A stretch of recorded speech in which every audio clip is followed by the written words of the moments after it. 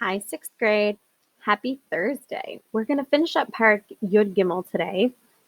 We did not do the entire packet, and we also didn't read every single pasuk in Yud Gimel. Don't worry about that.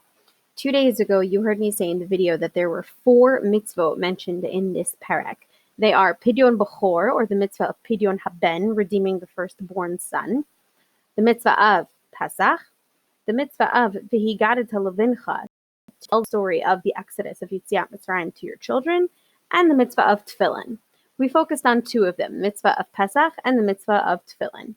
However, all 4 of them are put together in this very particular spot in the Chumash because of something that we're going to be learning about today. It seems very random to have all of this stuff here. Maybe Pesach and V'higadet Levincha sound like they make sense. You might even be able to say Pidyon Bechor sounds right because, think about it, the Bechor, all the firstborns of Israel were saved from Makah Bechorot, and maybe we want to remember that. But tefillin seems like the outlier here. But the common thread between all 4 of these mitzvot, as well as many, many other mitzvot in the Torah, are Zecher Liyetziat Mitzrayim, to remember the Exodus. Now, these mitzvot like Pesach and V'higadet Levincha that are directly related to the mitzvah, the concept of Pesach, the history of Pesach makes sense. But there's so many other mitzvot that we say, Zecher Liyetziat Mitzrayim. I mean, we say in Kiddush every Friday night. So what is this concept of Zecher Liyetziat Mitzrayim? We're going to be learning about that today, but you're going to have to hold off on answering that question until the very end of class. First thing you did today was on page 22, you had not translated, you'd actually gone backwards in our learning in Sefer Shemot, and you reviewed a couple of psukim, specifically 3 different sections where Hashem is describing certain makot, and you were asked to name the makkah and to fill in the blank of some words. So let's go over that together. If you haven't done it, please pause the video and do page 22 in the Choveret right now. Question 1. Read Parak Chet, Psukim Tet Zayin through Yud Chet. Which makkah is this talking about? It is the makkah of Arov, wild animals. And then you were asked Hashlemet HaChaser, to fill in the blank for Pasuk Yud Chet. The first word we were missing was V'hifleti, which means I will make a distinction, I will separate. Hashem is speaking. V'hifleti bayom hahu et eretz Goshen. I will make a distinction between the land of Goshen today, Hashem says, with Makat Arov, Asher Ami Omed Aleha, where my nation lives there in Goshen, Levilti Hayot Sham Arov, because there will be no Arov there. Right? This, if you remember with Arov, this is where Hashem made it very, very obvious that Arov was only affecting the Egyptians because the Arov stopped at the border between Mitzrayim and Goshen. Why? Lima'an, there's our favorite word, so that Teda, so that you will know Ki ani Hashem bikerev haaretz, so that you will know that I am God amongst, within the land. Good. That was the first pasuk you were asked to take a look at. Next pasuk. We're still on page 22. Parak Tet, Psukim Yud Gimel and Yud Daled. Which makkah? This was the makkah of Dever, of the plague of animals where they died. And again, you were asked to fill in the blank for Pasuk Yud Daled. Ki b'pa'am hazot, Hashem says, this time, ani sholeach et kol magefotai el libcha.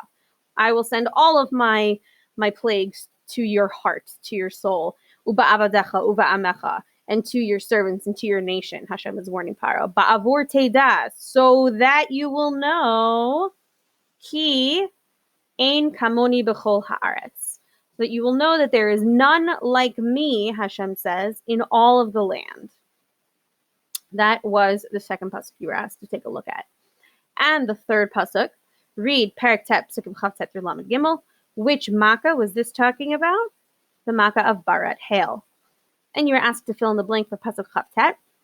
Vayomer elav Moshe. Moshe said, this is Moshe speaking to Paro, and he's going to be quoting Hashem. Kitzeti et ha'ir. When I leave the city, efroshet kapai el Hashem. I will spread out my hands to God. Hakolot yechdalun. and the sounds of the thunder will stop. V'habarad lo yihi ya'od, and the barad, the hail, will be no more. Lema'an, so that teda, so that you, Paro, will know ki lahashem haaretz, that the land is to Hashem, meaning that it belongs to Hashem. Now, the reason why you were asked to look over these 3 makot, and specifically the words that you were asked to fill in, is because they're going to show up in a Ramban we are going to learn right now. It's a little long, but bear with me. I think we've got it. Okay? Take a look at page 23. We're going to start going through the Ramban. I'm going to translate for you. Please, please, please write in translations as we go along. I'm also going to show you notes at the end of each section, and we're going to do questions together. So you got this. Here we go. Ramban on page 23. He's commenting on uletotafot bein einecha, which are the words that describe how the tefillin is going to be. We said totafot were like a reminder between your eyes. Okay, a reminder that you speak, letatef, Rashi told us, about the Exodus from Egypt. Now, Ramban has a very, very long peirush here. We only are doing sections of it. So let's take a little look together. Ve'ata, ata with an ayin is now. Now, Omar lecha, I'm going to tell you, klal b'ta'am mitzvot rabot. I'm going to tell you a basic reason. Klal means like a general rule or a principle. B'ta'am, in the reason of many, many mitzvot. Okay? Here, what Ramban is referring to is all the mitzvot that the Torah tells us are zecher liYetziat Mitzrayim, meant to be a remembrance for Yetziat Mitzrayim. Even the mitzvot that don't seem to be related at all to Mitzrayim, like tefillin or kiddush. Okay? So Ramban is going to tell us something very basic. Why are so many mitzvot zecher liYetziat Mitzrayim?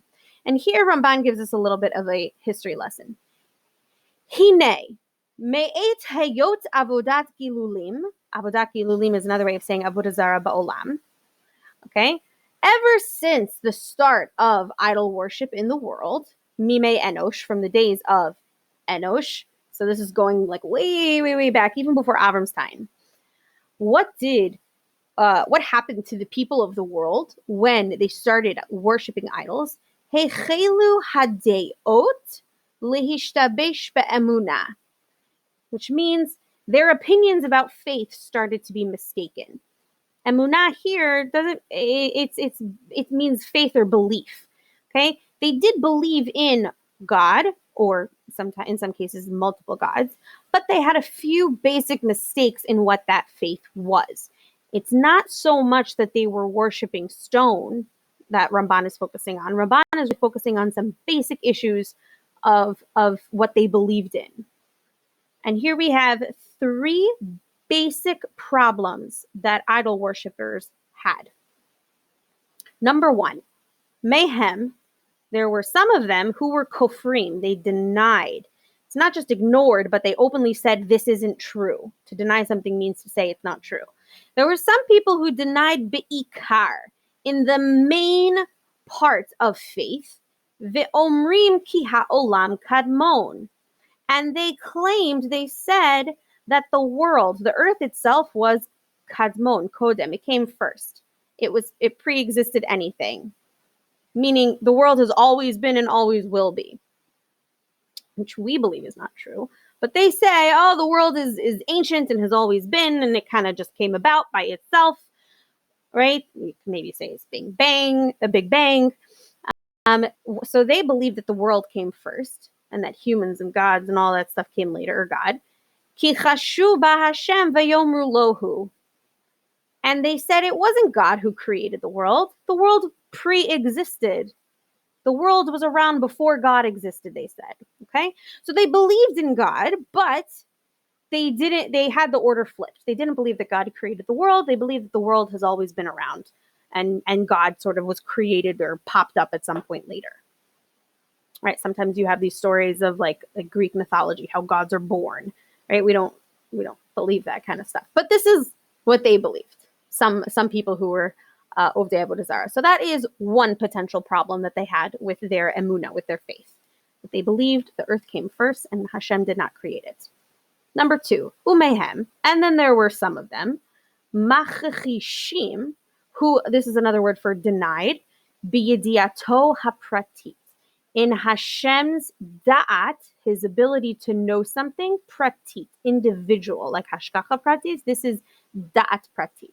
They didn't believe that God knew individual knowledge about people or individual knowledge about what's going on in the world. Ve'amru, and they said, Echa yadakel, how can God know? V'yesh de'ah be'elyon. Does God really know everything? Right? They doubted the fact that God knew everything. Yes, they believed there was a God, and yes, they believed this God was very powerful, but they doubted this God's ability to know everything. So again, it's not like they were saying God didn't exist. They were just limiting God's ability and powers in their belief. And the third problem that some people who were worshippers of Avodah Zarah said was umehem sheyodu beyedia. There were some of them who yodu means they admitted that he had yediyah, that he had knowledge, unlike these people in section 2. But umachachishim behashgacha. But they denied, they said he doesn't have providence, involvement. Okay, this is what we call hashgacha, that Hashem is intimately and deeply involved in our lives. That Hashem is able to pull the strings and make things happen. So these people, this third group of people might have believed, oh yeah, God knows everything. But he doesn't really care about what we're doing. He doesn't get involved in our lives. They believed, V'yeyasu Adam kidigei hayam. They believed that God created Adam, humans, like the fish of the sea. Shelo yashkiach hakel bahem. That God does not have direct involvement in their lives. Ve'eni mahem onesh uschar. And there's no such thing as reward or punishment. Right? If this God doesn't care what you do, then all the things that happen in your life are random, and it's not that anything is a particular reward or any bad thing is a punishment. It's just everything that happens is random, and God is not one causing any of these to happen. And they said, Yomru azav Hashem et haaretz, that God has left the land. Right? Yeah, this God is powerful. Yeah, maybe this God even created the world, these third people believe, but then they believe that God just sort of left us to run on autopilot and didn't get involved anymore. So let's review these three. Please write these notes down, okay? Issue number one with belief is these people said God isn't forever. The world existed first, right? They had the order backwards. That's one possible issue that these people had with their faith, says the Ramban, idol worshippers. Problem number two is God doesn't know what I do. How could he possibly know it all, right? That the second group of people didn't think that God knew everything. They felt that there were limits to what God was able to know and understand, right? Again, bringing up the Greek mythology, you know, those stories of how people trick the gods. Oh, because the gods don't know. That's making a limitation on what the gods' abilities are, right? Again, we don't believe that of Hashem, but this is what idol worshippers believed, that there were certain limitations to what gods could know or understand. And potential problem number three that idol worshippers had is they believed that God doesn't care what I do and he doesn't get involved in my life. And when Avodah Zarah became something really, really rampant in the world, this was a huge challenge to anyone who wanted to follow in the ways of Abraham, to anyone who wanted to try to believe in Hashem. Because these three beliefs, whether you had all of these beliefs or only some of these beliefs, these were very strong beliefs. All right, take a pause for a moment. Answer the questions on page 23. What were the three types of choser emuna? Choser emuna means lack of belief in Hashem. Ramban describes three categories of lack of belief. Please pause the video, write out your notes here, and then we'll come back together. Here we go. Problem with emuna number one is some people did not believe that God was here before everything else or created everything. Two, some people did not believe that God could possibly know everything that went on in the world. They believed that God had a limited view of what he could see or know. And lack of faith number three, some people believe that God knows everything, but he just doesn't care what we do. He created a world and left it alone, doesn't give reward or punishment, just says, do your thing, I'm done. Like, I made the world, and now I'm gone. Like, he doesn't care. Those are the three issues Ramban says. Now, turn to page 24. Time to get back to the Ramban. Because remember, what's our main question here? Our big overarching question is, why are there so many mitzvot in the Torah that are what we call Zecher L'Yetziat Mitzrayim? So Ramban is getting there, I promise. We just have to build up an argument here. Now that we've been given a history of idol worship and some deep philosophy, let's see how these three issues of faith, these three issues of emunah, were tackled by Hashem. Hashem saw these three issues in the world and he decided, this has to stop. This has to stop. Before I can create a nation, before I can have a Jewish people out there who are representing me, we have to first uproot and get rid of these three basic and very, very challenging problems of emunah. So we're on page 24. Let's look at Ramban together. This first paragraph on page 24, I'm just sort of summarizing it, okay? Hashem can make it very clear to the entire world that these three beliefs are mistaken. That's basically what that paragraph means, right? Because Hashem can do anything he wants. And he can combat all three of those issues. How does Hashem do it? How did Hashem do it during the Makot? And this is where those psukim we read earlier are very important. So let's take a look. V'lachein, therefore, or this is why, Yomar HaKatuv, the Katuv, the written word, meaning the Torah says, Bamoftim, about the signs, meaning the plagues. Hashem has called the plagues Moftim. When the Torah is describing some of the plagues, it uses these words. And the next word is a quote from Parak Chet, which we saw in our earlier work. Lema'an, so that Teda ki ani Hashem bekerev haaretz. So that you know I am God bekerev, in the midst, among you, in the land. Why does Hashem use such an interesting phrase there, that I am Hashem bekerev haaretz, among the land? It's almost as if Hashem is saying, I am not on a lofty perch somewhere in the sky. I am literally down here on earth with you. Which belief is that fighting against? Which mistaken belief? Lehorot al hahashkacha. This is to prove or to teach that Hashem is directly involved. He is bekerev. He is here with us. Ki lo azav ota limikrim kida'atam. Hashem did not leave the world to chance, like some worshippers believed. So one of their beliefs was that they said Hashem doesn't really care about us. Hashem has just left us alone once he made the world. Hashem very clearly says with the Makot, no, I am bekerev haaretz. I'm here among you. I am present. I am right here. Don't think that I've abandoned you. Good. Next thing Hashem does, in Parak Tet, when we're describing one of the Makot, he says, Ve'amar lema'an, so that teda ki la Hashem haaretz. I'm doing this Makkah so that you will know ki la Hashem haaretz, that the land belongs to God. Which mistaken belief is that fighting against? Well, if something belongs to you, very often you've either created it or you've acquired it, you've gotten it, you've bought it, but you used something of your own to then get that thing that belongs to you. So who existed first, the object or you? You did, right? I came first and then I made a blanket. I don't know. Right? So what is this teaching us? What is this proving?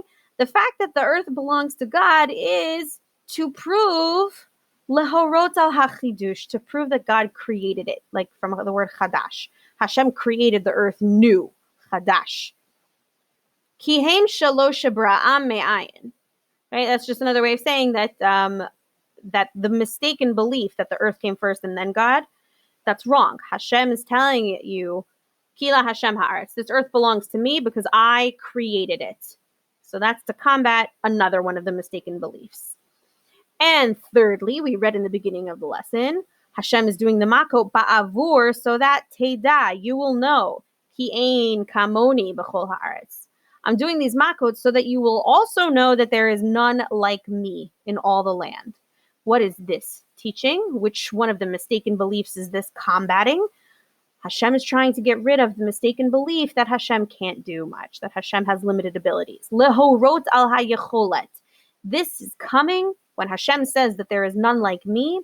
This is to prove that Hashem has the ability to control everything. Hashem is not like the Avodah Zarah gods who all have limited domains. You have the God of the earth, the God of the sun, the God of the moon, the God of the sky, the God of the rain. No, Hashem has control over everything. Shehu shalit bakol. He is the ruler of all. Ein ma'akev biyado. Nothing forces his hand. Hashem is the buck stops with God.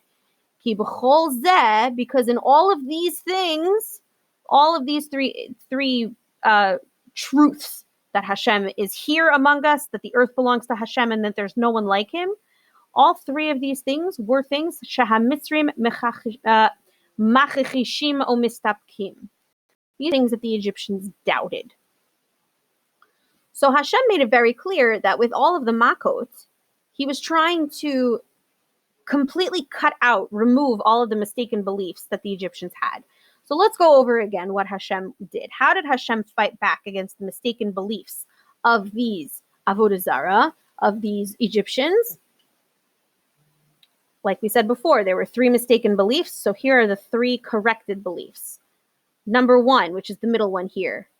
They thought the earth came first and then Hashem was sort of just popped up, and Hashem saying, no, I created everything. It's all mine. Number 2, they thought Hashem had limited knowledge and couldn't possibly know everything. And Hashem says, no, I know everything and I have ability to handle all of it. Ki ein kamoni. And number 3, they believed that Hashem wasn't involved in our lives. Hashem says, no, I'm here, bikerev. I'm very much involved in your lives. That's what the makot were proving. All 3 of these makot, all of the makot, and specifically these lines in the psukim, are meant to fight back against these wrong Avodah Zarah beliefs. So please take a moment on page 24 to answer this question. Ma hochiach Hashem al yidei eser hamakot? What is Hashem proving through the 10 makot? And explain. If you can, please refer back to certain parts of the psukim. I'm not requiring you to do tzatet, but if you can refer back to the psukim that we referenced on page 22 about some of the makot, that would be helpful. So pause the video here and then we'll go over the answers together. All right, what is Hashem trying to prove? Hashem is proving 3 very important lessons to combat 3 very, very terrible mistaken beliefs. Number 1, Hashem is proving that he created the world and it belongs to him. 2, Hashem is proving that he knows everything and controls all of it. 3, Hashem is proving that he cares and is deeply involved in what we do on earth. And for all 3 of these, we have psukim that support this idea. What are those psukim? Hashem created the world, Kila Hashem haaretz. This was mentioned by the Makkah of Barad, just for reference. Hashem knows everything, Ein kamoni b'chol haaretz. There's none like me. This was said by Makkah Deber. And how do we know that Hashem cares deeply about what's going on the earth? Ki ani Hashem b'kerev haaretz. Because I am God here among you. That was said by Arov, just in case you were curious. All right, let's wrap up this Ramban. Hashem needed to fight these 3 terrible mistakes in belief. And this is what he did through the makot. The makot were not meant to simply punish the Egyptians and Paro. And it was not meant simply to get them to let the Jewish nation go. It was really a fundamental change in belief in the world at that time. Uba'avur, and since, we're now on page 25, sorry. Since Hashem, uba'avur ki HaKadosh Baruch Hu lo ya'aseh ot umofet b'chol dor le'enei kol rasha o kofer. Since Hashem does not do ot umofet, signs and wonders like the makot, in every generation for any old Russia, any old wicked person, Hashem doesn't do that, right? That's not the Hashem's way. Hashem can intervene, but he doesn't intervene so much on such a grand scale, on such a huge, obvious scale as the makot were. Right? That's not how Hashem works. That's for another time. Just know that's not how Hashem operates. So, because that's not how Hashem works, and he doesn't like to do this very often, Yitzaveh otanu, he commanded us, the Jewish nation, Shena'aseh tamid zikaron, that we should always, tamid, do na'aseh a zikaron, a remembrance, ve'ot, and a sign Again, a remembrance, or a sign. We always need to remember what our own eyes saw. Yes, right? We need a constant reminder of what we saw in the Makot. Those 3 lessons that we learned from the Makot, the 3 uprooting of the mistaken beliefs. V'na'atik hadavar el banenu, and we need to teach it to our children, uvnehem, and to their children, ulivnehem, and to their children, uvnehem, and keep teaching it to all the generations, l'dor acharon, until the last generation, which is a fancy way of saying until the end of time. The reason why we have all these mitzvot that are Zecher L'Yetziat Mitzrayim, Zecher L'Yetziat Mitzrayim, everything needs to be a reminder of Yetziat Mitzrayim. Why? Because when we think about Yetziat Mitzrayim, when we talk about it to our children on Pesach, when we redeem our firstborn son to remember how Hashem saved the firstborns in Egypt, when men wear the tefillin bein einecha, and we talk about what's written in the tefillin, the mitzvot, the story of Yetziat Mitzrayim, what does it remind us of? It should remind us of all 3 of these basic important lessons. That Hashem has created everything, Hashem cares deeply about what goes on, and Hashem knows and can control anything.